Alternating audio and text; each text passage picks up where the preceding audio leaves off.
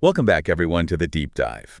Ready to tackle a challenge that so many language learners face. Oh, lay it on me. I'm intrigued. Today, we're diving into how to think in English, Yeah. not just translate in your head.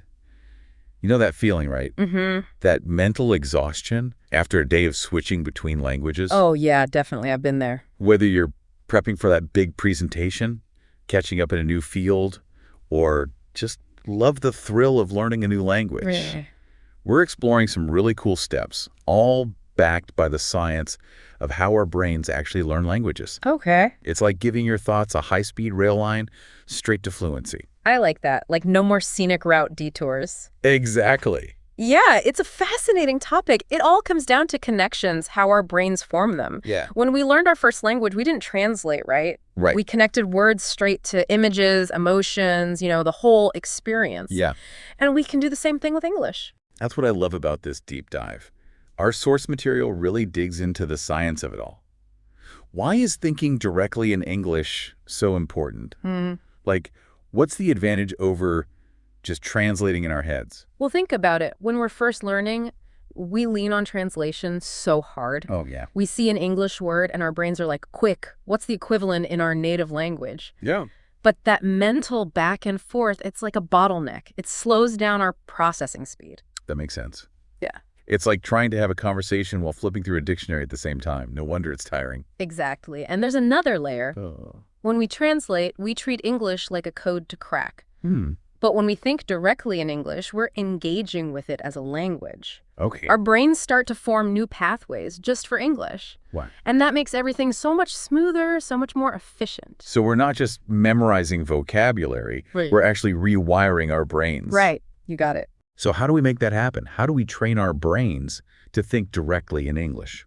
Well, the good news is there are things we can do. Our sources outlined 4 key strategies we'll be looking at. Ready for some brain training action? Absolutely. Let's ditch that mental dictionary and get those English thoughts flowing. What's step 1 on this fluency journey? Immersion. Immersion. Yeah, and you don't need a plane ticket to London. Oh, really? It's about creating an English-speaking environment right where you are. Wait, so I can get that immersive experience without packing my bags? I'm listening. What are some practical ways to do this? Surround yourself with English as much as possible. Start simple. Switch your phone settings, your social media to English. Watch movies, shows, with or without subtitles. Listen to music, podcasts. You get the idea. Oh, okay, so making English a constant presence in your life. Yes, exactly. But what about just tuning it out? It's always in the background. How do we keep our brains engaged? It's all about the content. Find stuff that's engaging, that you can understand. Experts call this comprehensible input. It's that sweet spot. Challenging, but not overwhelming. Okay, so finding that sweet spot where we're stretching but not freaking out. I'm starting to get this immersion thing. What's next in our brain training plan? Talk to yourself in English. Wait, like full conversations with myself. Well, it doesn't have to be a dramatic monologue. Okay. Start small. Instead of thinking, I need to do laundry, think it in English. Narrate your actions as you go about your day. Oh, okay. Simple things, it all adds up. So if I spill coffee on my shirt, I should yell, "Oh no, not again!"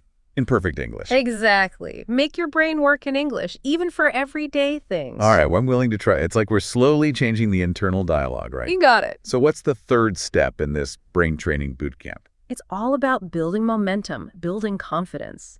Starting small, gradually working your way up. Instead of perfect sentences, start with simple phrases. Okay, like give me an example. How would I simplify, "I'm really tired. I think I'll skip the gym tonight"? How about tired, no gym tonight? Simple, right? Yeah. Think of them as building blocks, training your brain to think in English one block at a time. I like that. It feels less intimidating than trying to think in whole sentences right away. Exactly. And once you're comfy with those phrases, you can add complexity. But start small. That's the key. This is fantastic. I'm already feeling like I have a much better grasp of how to do this whole thinking in English thing. What's the final step in our quest to unlock fluency? Practice with a partner. Okay. Having those real-time conversations, it forces your brain to think and respond in English. It's a workout for your English muscles. So I need to find an English-speaking friend who's willing to have nonstop conversations with me. What if my friends have, lives and jobs and aren't always available for impromptu English practice. Yeah, finding a consistent partner can be tough. But hey, we live in a world with incredible technology. So we're bringing in the digital reinforcements. What kind of tech tools can we use? AI chat apps, they're amazing. They can simulate real conversations. You can practice speaking, asking questions, all without reading a human partner. It's a great way to get comfortable, build confidence. So I can have a heated debate about the best pizza toppings with a chatbot. Sign me up.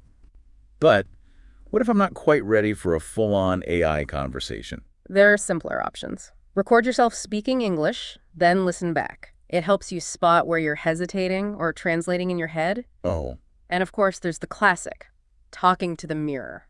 that does seem a bit awkward. Does it actually work, though? Might feel silly at first, but it's surprisingly effective.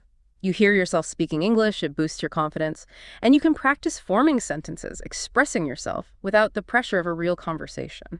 So to recap, the 4 steps to train our brains to think in English are immersion, talking to ourselves, thinking in simple English, and practicing with a partner or AI. You got it. We've got those 4 steps down for rewiring our brains. Yeah. But let's be real. We all hit bumps in the road. Oh, absolutely. Those moments where we feel stuck. For sure. What are some of those common mistakes? Even the most dedicated language learners make them. Right. Maybe by understanding the pitfalls, we can, better navigate them. You're absolutely right. Recognizing those common mistakes, that's half the battle. Hmm. So let's shine a light on a few, offer some strategies to overcome them. The first one, probably the most persistent, is that habit of translating in our heads. Oh, yeah. We see a word, and our brain's instantly searching for that equivalent in our native language. It's like our brain's running a marathon between languages, Ah, yeah. constantly translating back and forth. No wonder it's exhausting. That's a great way to put it. It really shows why that habit drains our mental energy. Instead of translating, the key is to understand English directly. Oh. Connect the words to their meanings without that mental detour. So shifting from decoding to truly understanding. Yes, building that direct connection between the English and its meaning. That makes sense. What's another common mistake? One we should watch out for? Overthinking grammar. Uh-oh. We get so caught up in perfect sentences, we lose sight of the bigger picture, communicating. Oh, I am so guilty of this. Yeah. I spend more time worrying about verb tenses than actually enjoying the conversation. I get it. But isn't grammar important? How do we find that balance between accuracy and fluency? It's a good question. Grammar does play a role, but it shouldn't block fluency. Think of it this way. Even native speakers mess up grammar sometimes. Oh, that's true. It's more important to express yourself clearly and confidently than to obsess over every little detail. So finding that sweet spot, being grammatically aware, but not letting it paralyze us. Exactly. I like that. It's a good reminder to prioritize the communication, keep the conversation flowing. Okay, final mistake. This one feels almost universal. Fear of speaking. Ugh. We're so afraid of making mistakes, sounding silly, we avoid speaking altogether. It's like stage fright, but for everyday conversations. Exactly. And the irony is the only way to overcome that fear is to do the thing that scares us. Speak. The more you practice, the more confident you'll become. Right. And those mistakes, they'll start to feel less intimidating. I love that you brought this up. I think this fear holds so many people back. Yeah. But how do we push past it, especially when those negative thoughts creep in? One thing that helps is to reframe those mistakes. Oh, okay. Instead of seeing them as failures, see them as opportunities to learn, to grow. Okay. Everyone makes mistakes, even native speakers. It's part of the process. That's a really empowering way to look at it. Yeah. It's like shifting our perspective, Yeah. seeing those mistakes as stepping stones. You got it. And remember, the people you're talking to, they're probably more focused on understanding you Okay. than on your grammar. That's reassuring. So we've unpacked these 3 pitfalls. We know the obstacles. Let's get the tools to overcome them. What are some practical exercises to train our brains to think in English? Let's put this knowledge into action. I love it. Practical application is key. Let's dive into some fun techniques. You can use them right away. Okay, time to put all this wisdom into practice. I'm ready to level up my English thinking. What kind of exercises can we use to really make this stick, Well, one is surprisingly simple. Describe your surroundings in English.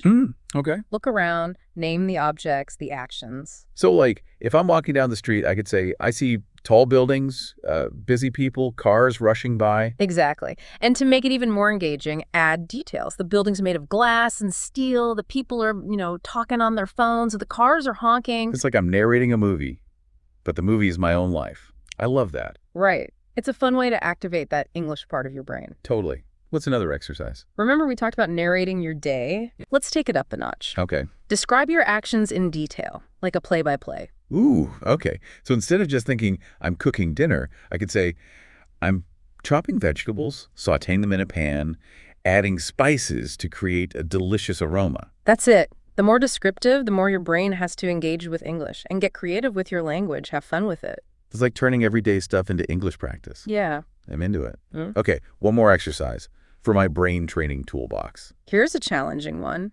Answer random questions in English. Ooh, okay. Find lists online or ask a friend to quiz you. Sounds fun and a little scary. Uh-huh. Yeah. So if someone asks, what's your favorite hobby? I got to answer, boom, in English.